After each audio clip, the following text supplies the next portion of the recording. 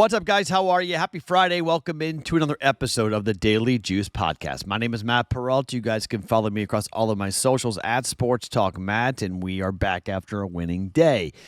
So I put us in a pretty bad hole. Monday, Tuesday, really bad. So we're starting to climb out of it, or at least we're attempting to climb out of it. The Buffalo teaser comes in, and I'm glad that we teased it because the Bills win by 7. We get there, or sorry, they won by 10, right? Yeah, but they didn't cover the 12.5 or the 11.5. So we got there with the Bills pulling it down. The over 43.5 was pretty easy, so we got that. The Brewers, QP, Quinn Priester, again, that is 16 consecutive games started by Priester, won by the Brewers. 5-2 final. Went 1-1 on the props, so we're up just a little bit, 0.05 on that. So 3-1 day, up 2.2 units on the day for a Thursday. So we head to Friday, need to have a winning day today, winning day tomorrow, winning day on Sunday. So a couple things. One, reminder about the Discord channel chat, which will happen tomorrow, 11 a.m. Eastern time on Saturday. Reminder, I'm traveling. So I will be doing that from the airport. If the Wi-Fi does not work or if there is a problem, we will not do it. I will attempt to do it, but I'll be at the airport. So flying back to Vegas tomorrow. So I will attempt to do the Discord channel chat and get us ready to go. But I'm on a plane. I'm going to be watching college football the entire flight. So I'm pretty excited about getting to do that. So that happens tomorrow. And then we'll be back for the Sunday morning episode of the Daily Juice Podcast, plus our Sunday morning live stream, which happens at noon Eastern. I will be getting back on West Coast time, so that's a 9 a.m. start time on the West Coast.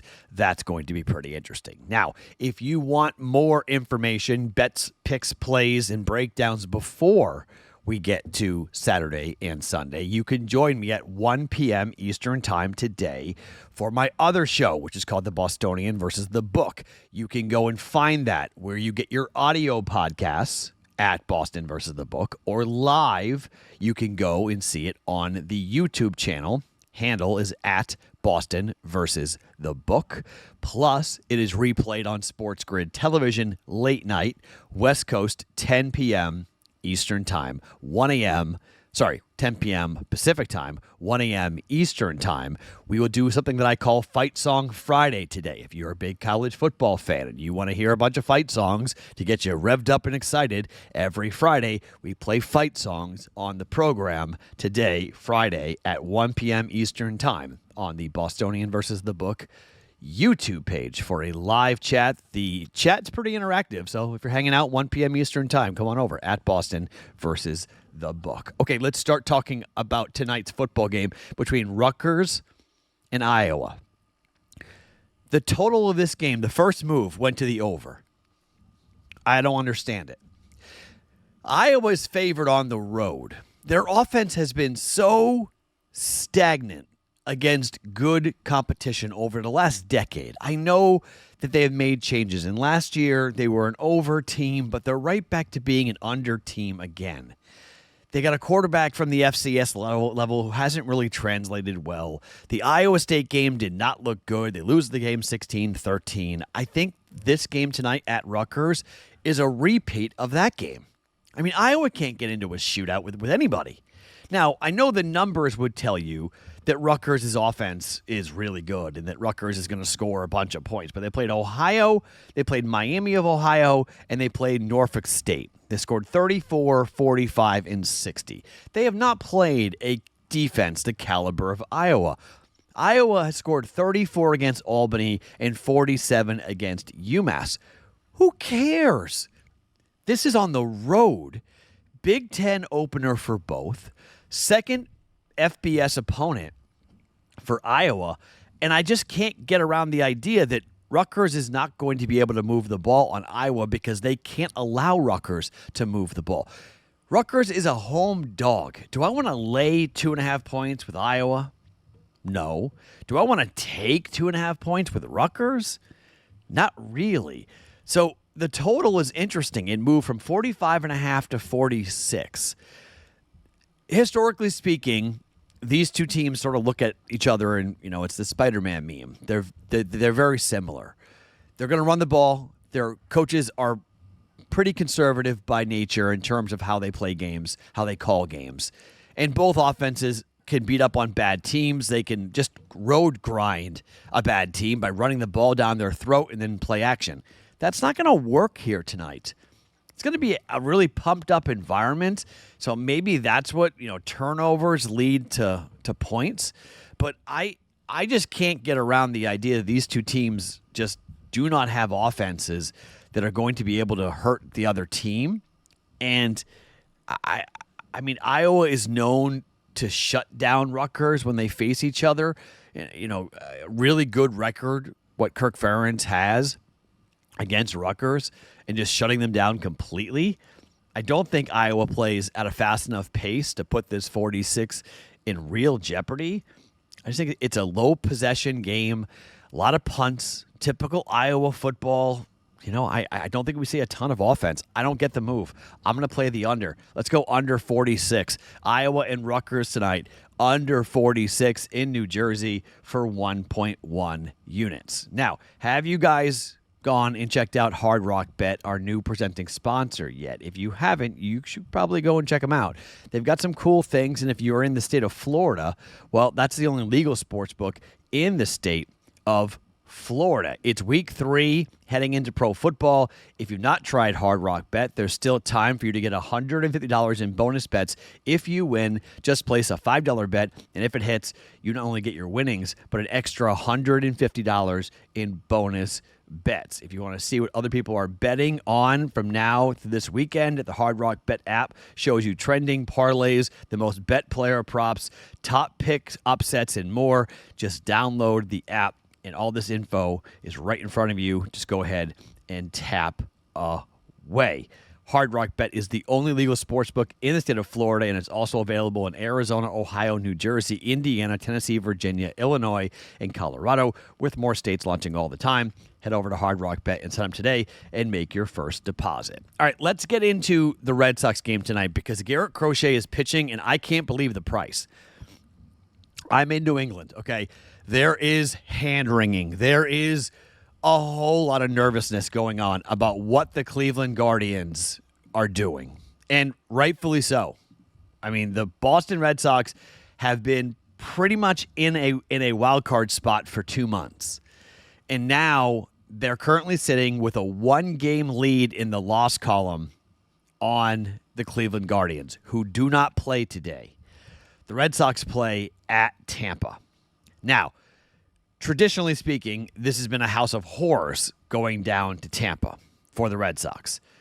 However, they have Garrett Crochet on the mound today up against Tampa, who are only 40-38 at home. The Red Sox on the year this year have an 8-2 record up against Tampa. Okay? They have dominated Tampa. Drew Rasmussen is on the mound. Now, while he's 10-5 with a 2.74 ERA, in Tampa, he's just 5-5. 2.60 ERA, 209 opposing batting average, 25 earned runs in 86 innings worth of work, 11 home runs given up. But his last 2 starts at home, a 2-1 loss to Cleveland and a 6-4 loss to the Yankees in extra innings. He also, he pitched well against the Dodgers back on the 2nd of August, a 4-0 win over L.A. I don't mind a play on the under in this game. I really don't. But it's 7.5, and the Red Sox are in desperation mode, absolute desperation mode. I think when you have a team like Boston with their backs against the wall and they have Garrett Crochet pitching, everybody in that clubhouse knows what has to happen today. They have no choice. They must win this game today. This would put them 2 games up on Cleveland for the 3rd and final wildcard spot. And while we're coming down the stretch here, Boston just needs to sort of hold water here, because you have to think that Cleveland's going to cool off a little bit. Cleveland has been ridiculous over the last 2 weeks. They're 81-71 now. 9-1 over their last 10. They've won 7 straight games. And Cleveland's schedule, they play the Twins on the road. They play today, actually. Sorry, I thought they were off. They play today. So the Red Sox need to keep rolling. The Twins and the Guardians, 6-3 Cleveland against the Twins so far. The Guardians are only 40-37 on the road this year, and the Twins are 37-40 on the road this year. But from a Guardian standpoint, from a scheduling standpoint, they play the Twins here for a 4-game stretch on the road. Then they have the off day on Monday. That's where the Red Sox play differently. They play Detroit at home for 3 and Texas at home for 3. They have a very difficult end to their season, but the question is going to be about what will those two teams look like.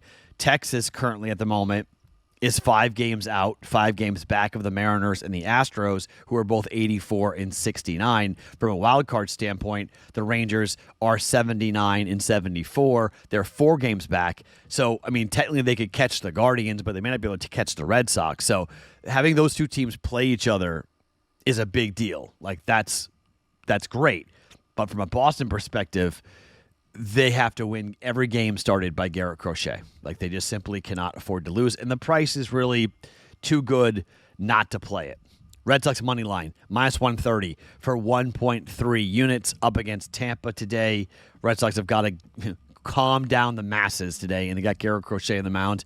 I think you have to back the ace at a really cheap price at -130 for the Red Sox against Tampa.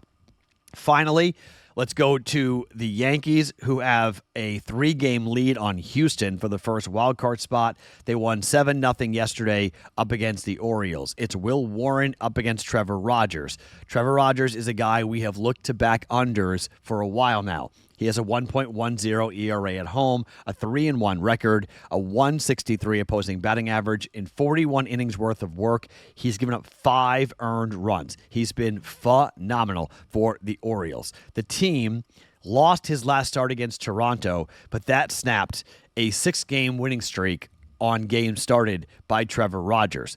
While I don't really want to get into the Orioles beating the Yankees because I don't know how much that will happen, Will Warren's been halfway decent. On the road, he's not been great.